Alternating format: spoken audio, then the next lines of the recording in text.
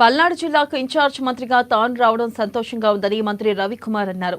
Telugu Desam party గెలిచిన తర్వాత చేపట్టిన సంక్షేమ పథకాలను ప్రజల్లోకి తీసుకెళ్లాలని కార్యకర్తలకు మంత్రి సూచించారు.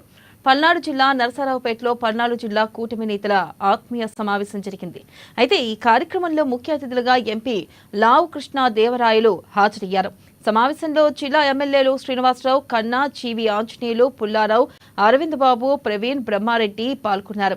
కేసారి రాష్ట్రంలో 175 అన్నా క్యాంటీన్లు ఏర్పాటు చేసిన ఘనత చంద్రబాబుదే అని వారు అన్నారు.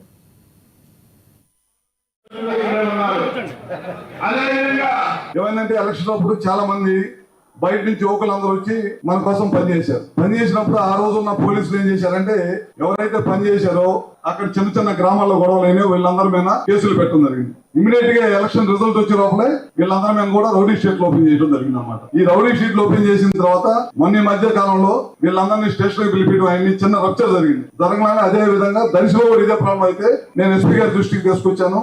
ఎస్పీ గారి దృష్టికి తీసుకెళ్లి మాట్లాడి ఇమీడియట్ గా ముఖ్యమంత్రి గారి దృష్టికి తీసుకొస్తే ముఖ్యమంత్రి గారే కల్పించుకొని ప్రకాశం జిల్లా ఎస్పీతో మాట్లాడిన సందర్భాన్ని మీ అందరికి తెలియజేయాలని చెప్పి చెప్తా ఉన్నా అన్నమాట. ఎందుకంటే చాలా మంది ఏమనుకుంటున్నారంటే మన గవర్నమెంట్ వచ్చిన తర్వాత మనం పట్టించుకోవట్లేదనే ఒక అపోహ ఉంది. అది తెలియజేస్తే గానీ తెలియదు. అదేవిధంగా ఇవాళ పల్నాడుకు సంబంధించిన సమస్య కూడా నా దృష్టికి రాగానే ఇవాళ పొద్దున పల్నాడు జిల్లాకు సంబంధించిన ఎస్పీ తోటి కూడా మీటింగ్ అయ్యి ఈ విషయాన్ని కూడా ఇవాళ పొద్దున కూడా మాట్లాడిన సంగతి కూడా మీ దృష్టికి తీసుకొస్తున్నాం. అదేవిధంగా శివప్రసాద్ గారిది నిన్న ఒక చిన్న అపోహ జరిగింది. గోడెల శివప్రసాద్ గారిది విగ్రహం పెడితే ఏదో చిన్న మిస్అండర్స్టాండింగ్ జరిగితే దానికి సంబంధించి కలెక్టర్ గారితో మాట్లాడాను. ఇమీడియట్ గా మన డిపార్ట్మెంట్ వాళ్ళతో మాట్లాడి దాని సమస్య కూడా తొందరలోనే సాల్వ్ చేసి ఇందాక మన పెద్దలు చెప్పారు ఎక్కడన్నా విగ్రహం పెట్టాలన్నా ఎవరన్నా పెద్దలను గౌరవించాలన్నా సరే ముందు పార్టీలో చర్చించుకొని మనందరం కూడా ఎప్పుడు పడితే అప్పుడు నైట్ టైం తీసుకెళ్ళి పెట్టి ఆ మనుషులకి అగౌరవం కల్పించకుండా గౌరవంగా పగలపోతే మొగోళ్ళలాగే తీసుకెళ్ళి మనం కూడా విగ్రహాన్ని శంకుస్థాపన చేసి 140,000 మంది ఒక పార్లమెంట్ లోనే ఉంటారు.